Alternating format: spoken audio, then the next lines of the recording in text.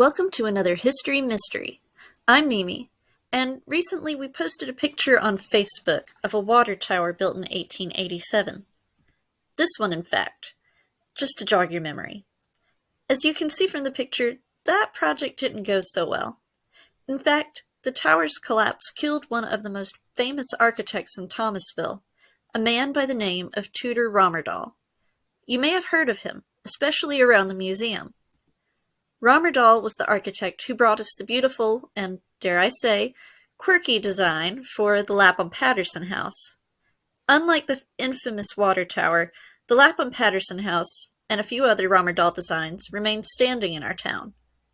But was it Rommerdall's love of design over structure that led to his literal downfall? And what about the tower?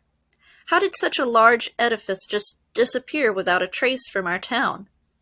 Let's explore the life of this curious man and his impact on our town that can still be felt 135 years later.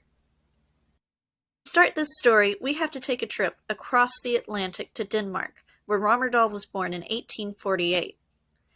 Jens Peter Theodor Rommerdall, or Tudor as he was affectionately known, was one of 7 children born to his parents in the Aalborg parish. His father worked as a brick mason and taught his son the trade. When Rommerdall was old enough to strike out on his own, he set his sights on America. He may have arrived there as early as 1869 when family legend says he helped build the Chicago water tower, but he made trips back to Denmark where he married Mathilde Charlotte Lindquist and had his first child, a daughter named Hulda Sarah Marie, who unfortunately died a year after her birth. Leaving their grief behind them, the Rommerdalls settled fully in America. In Chicago, Illinois, specifically. This must have been a rather opportune time for a brick mason to move to Chicago. In 1871, a giant fire swept through the city of Chicago, burning down a little over 3 square miles of the center of town, including some 17,000 buildings, mostly made of wood. At least 300 people were killed by the falling debris, smoke inhalation, or severe burns.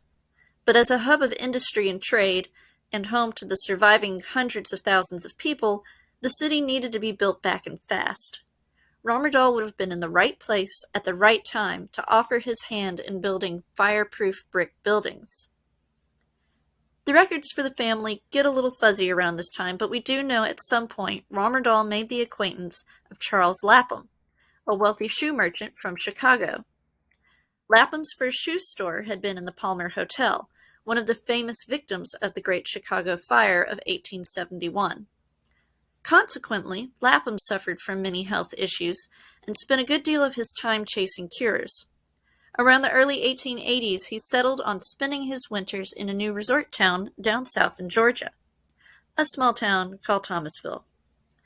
Lapham needed his own house for his family's comfort and safety, and hired Rommerdall to design and build it for him. Rommerdall and his workers arrived in Thomasville in October of 1884. Within a few months, the Lapham's winter cottage was finished, and the family moved in. Even though it was locally known as Lapham's Whimsy, the unusual house served as a great advertisement for Rommerdall's work. Not long after, he was contracted to build several more houses and buildings in Thomasville.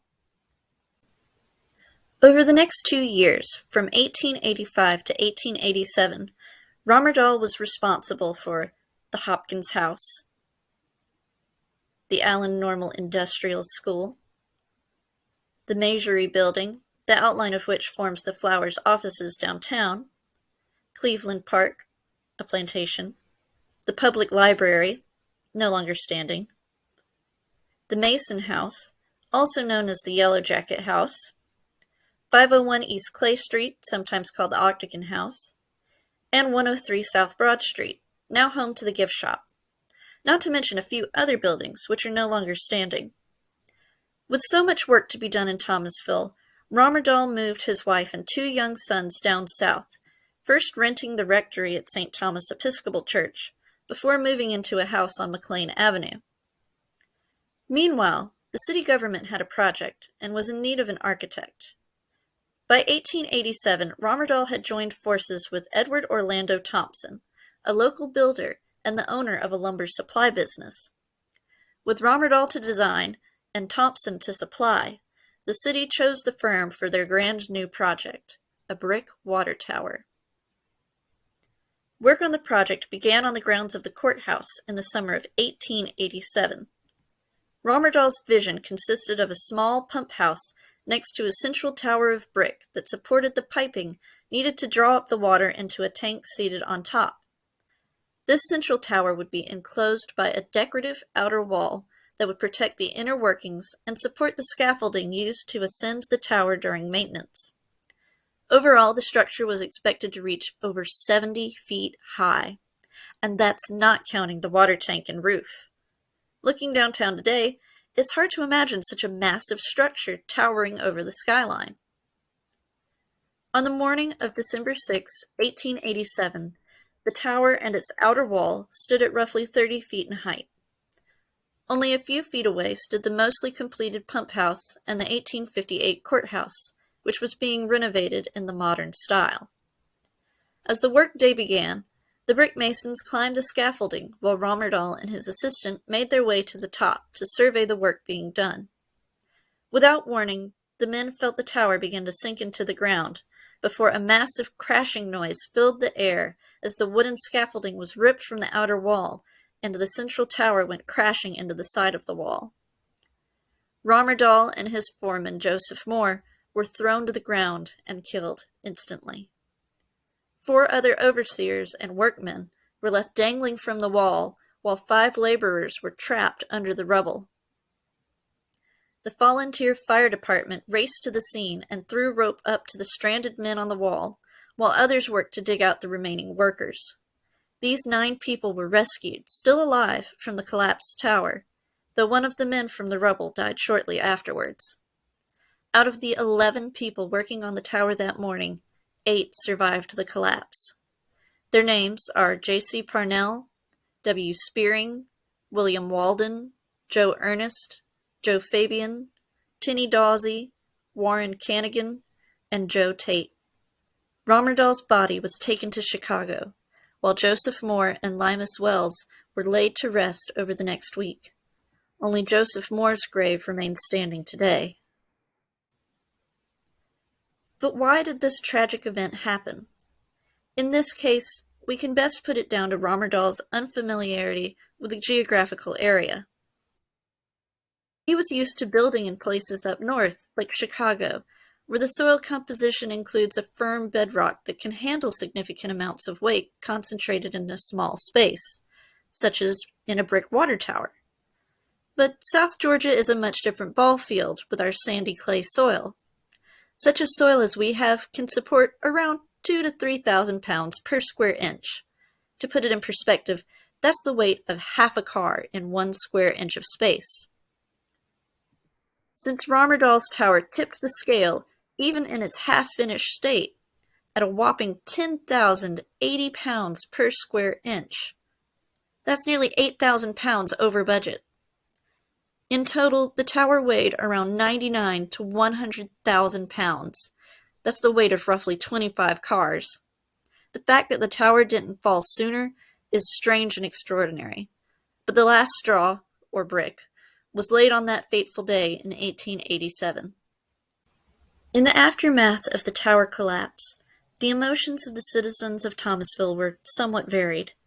There were 3 families left to grieve the loss of not only a beloved member, but also the sole income earner for the family. There was a city with a major expense and no results to make up for it. There was Edward Thompson, who was down a business partner, several crewmen, and not to mention his job. And there was a curious public who wanted to know about the horrible event and supplied a business for local photographer A.W. Mahler's souvenir snapshots of the fallen tower, like this one in our collections. But there was also an urgency, if not panic, to do something about the disaster.